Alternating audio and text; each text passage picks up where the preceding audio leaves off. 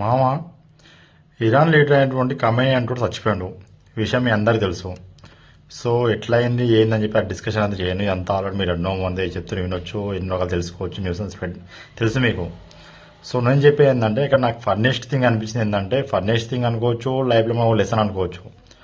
మనోడు జీవితం మొత్తం కొట్లాడి ఎందుకయ్యా అంటే ఈ అమెరికా మీద ఇజ్రాయెల్ మీద దాడి చేయాలి, యుద్ధం చేయాలి, గెలవాలని చెప్పి వీని పెద్ద ఒక కోరిక.